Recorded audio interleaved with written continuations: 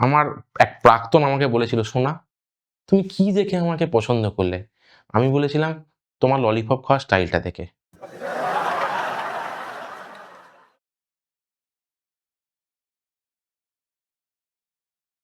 Congratulations, অভিনন্দন। প্রথমটা ইংরেজিতে এই জন্য বললাম, আমিও যে আস্তে আস্তে জেনজি হয়ে উঠছে সেটা বোঝানোর জন্য। যাই হোক, আপনাদের সকলকে অভিনন্দন।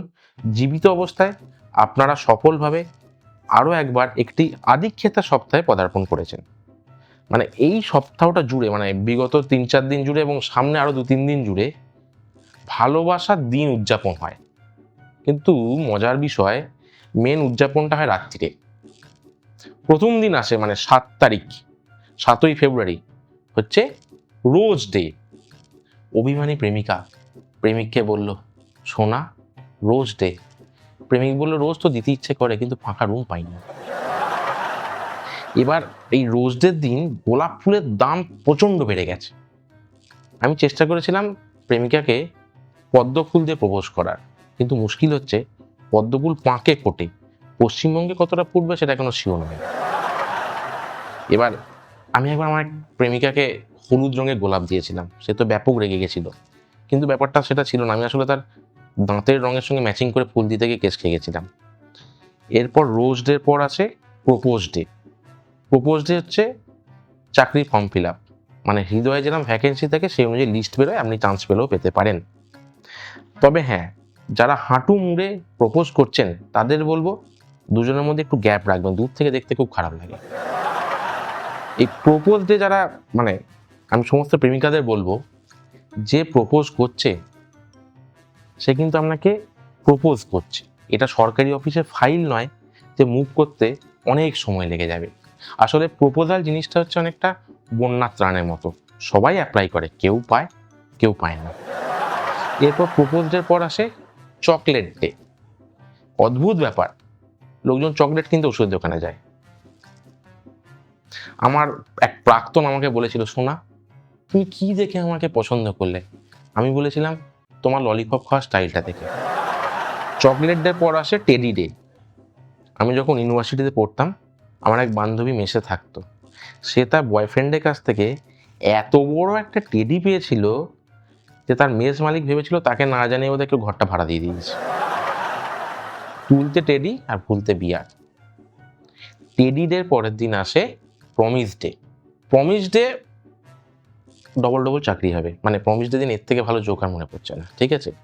তবে হ্যাঁ, ছোটবেলায় যারা নিজের বয়ফ্রেন্ডকে বর ভেবে বিয়ে করার জন্য প্রমিস করেছিলেন তারাই বড়বেলায় সয়াবিনকে মাংস ভাবে।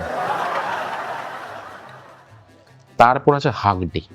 এই হাগ ডে শুধুমাত্র সিঙ্গেলদের জন্য নয়, যাদের কোষ্ঠকাঠিন্য আছে তাদের জন্য কষ্টকর। আপনি যদি আপনার গার্লফ্রেন্ডকে ভালো করে হাগ না করতে পারেন, এটার জন্য শুধু ইগো নয়, আমরা ভুঁড়িও দায়ী। এই কোষ্ঠকাঠিন্য হলে ঠোঁট ফাটে, কোষ্ঠকাঠিন্য হলে আমরা বুঝতেই পারছেন। আর এই কোষ্ঠকাঠিন্য কি? এমনি জিনিসটা নর্মাল, এবার সেদিন একটু মুড অফ, আপনি বসে বসে রাগ ভাঙা। তারপরে এলো আজকের দিনটা, মানে 13ই ফেব্রুয়ারি। এটা হচ্ছে চুমু দিবস। কেলেঙ্কারি, আমার এক বন্ধুর চুমু খেতে গিয়ে চশমা ভেঙে গেছিল। হ্যাঁ সত্যি, কারণ তার গার্লফ্রেন্ড 2 পায়ে করে চাপ দিয়েছে বলে চশমাটা ভেঙে গেছিল। এই আমার জীবনে চুমু দিবস জিনিসটা কি? চুমু যদি শিল্প হয়, আমি তবে পশ্চিমবঙ্গ। চুমু দিবসের পর আসে ভি ডে, ভ্যালেন্টাইন্স ডে। এই আঙুলটা শুধুমাত্র ব্যালেন্স করার জন্য দিলাম। ভ্যালেন্টাইন্স ডে মানে প্রেম দিবস। সেদিন গোলাপ, গিফট, এমনকি ইঁদুরের জন্য রেনকোটও বিক্রি হয়। এই ভ্যালেন্টাইন্স ডে এলে বুঝতে পারি ভালোবাসতে শুধু মন নয়, আধার কার্ডও লাগে। আবেগ ঘন মুহূর্তে আমার এক বন্ধু গার্লফ্রেন্ড তার এক পায়ে করেছে কুমারা সাঙ্গাকারার ট্যাটু, আর এক পায়ে করেছে মাহেলা জয়বর্ধনের ট্যাটু। আবেগ ঘন মুহূর্তে সে তার বয়ফ্রেন্ডকে ডেকে বলল, সোনা তুমি এদের চিনতে পারছো? আমার বন্ধু ভালো করে দেখে বললো, না এদের চিনতে পারছি না, কিন্তু মালিঙ্গাকে কোথায় দেখেছি মনে হচ্ছে।